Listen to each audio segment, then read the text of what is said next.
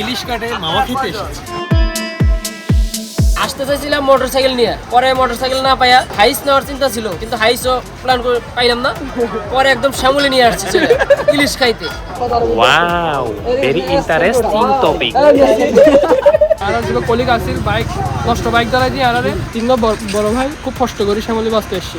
কারণ ভাই খুব দুঃখ প্রকাশ করেন আর পেছন ভাই হাসান দালামা করে আশপাশে যা দেখছি চোখটা জুড়াই গেছে। আমরা এখন আছি মাওয়া শিমুলিয়া ঘাটে, রূপসী বাংলা রেস্টুরেন্ট, যেখানে আমরা এখন তাজা তাজা ইলিশ মাছ কাটা হচ্ছে। এটা এখন ভাজা হবে, ইলিশ মাছের ভাজি আর লেস ভর্তা, ডাল, বেগুন ভাজি। ও ইলিশ খাইতাম করিয়া দেখা তাকি আইছি, অফিসর সব তীরে উসলাইয়া লইয়া আইছি। এর অবদান যদি দেওয়া হয় আমারে দিবা, আর কারণ নাই। বউ পাগল যে মানুষের যে সমস্যা, এটা হইল গিয়া মৃদুলের কাছ থেকে আজকে আমরা বুঝতে পারছি। গাড়ি দিয়া যে সমস্যা করছে, এটা হইল গিয়া আমরা আর কি এখন আমরা খাইয়া শেষ করে দিলাম। পেট্রোল যে বুক করে খোয়ার মতো নাই রে ভাই। আর চিটাঙ্গা মানে সবসময় খানা প্রেমী অত লারা যে শুধু ডাহাত লাগিয়ে গেছে মানে পাওয়া বুয়া বড় বড় সাইজ ইলিশ ভাজে আর খাই।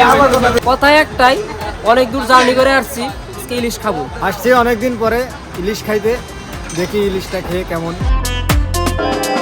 আমরা অনেক ঘুরে ঘুরে করেছি, কিন্তু এখানে প্রথম পেয়েছি, যার কারণে সবচেয়ে বড় যে মাছগুলো আমরা সেগুলো নিয়েছি। আচ্ছা মন্ডু ভাই, ইলিশ মাছের দাম কেমন মনে হয়েছে বলেন তো? আগের তুলনায় বেশি। এ- সামান্য একটা আসছে, মনে করছিলাম কম হবে, কম না, প্রচুর বেশি। তো এখানে আমাদের সঙ্গে মূলত আছে সবার পরিচয় করে দরবেশ আজকের উদ্যোক্তা, অনেক সুন্দর। তারপরে আছে কাঁচামরিচ হাসান, তারপরে প্রিয় অভিভাবক আমাদের প্রিয় অভিভাবক জহিরুল ভাই, তারপরে আমাদের চাটগাইয়া সাকিব, তারপরে আমাদের ন্যাকার কাজল, এছাড়া আমাদের আমাদের ডলার সোহেল ভাই, শতনারীর প্রিয় অভিভাবক আমাদের দরবেশ। তো আজকে মাছের মূলত দাম আমরা যেটা বললাম হুজুর, হ্যাঁ প্রিয় অভিভাবকের কথা বলেছি। বিএনপির আদতে সত্যি কথা বলতে ইলিশের দাম জাস্ট ফেসবুকেই কম। ফেসবুক থেকে যদি কিনতে পারেন তাহলে ভালো, কিন্তু আদতে এখানে এসে যদি কিনেন তাহলে 2000-এর নিচে কখনো হবে না, ইম্পসিবল। এখানে মাছের যে মানে মেন তেলটা, সেই তেলটা নিয়ে কিন্তু এখানে খুব মানে জালিয়াতি হয়। মেন জিনিসটা কিন্তু তেল, সেই তেলটা যদি না থাকে বা সেই তেলটা যদি এভাবে রেখে দেওয়া হয়, তাহলে আমার কাছে মনে হয় যে এটা ভোক্তাদের সাথে মানে প্রতারণা করা হচ্ছে।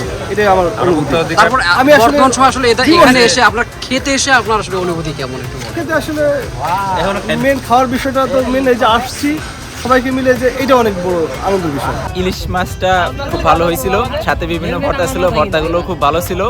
বিশেষ করে আমার কাছে পেঁয়াজ ভর্তাটা খুব ভালো লাগছে, আর সালাদ ওইটাও ভালো লাগছে, মাছ তো অবশ্যই ভালো লাগছে।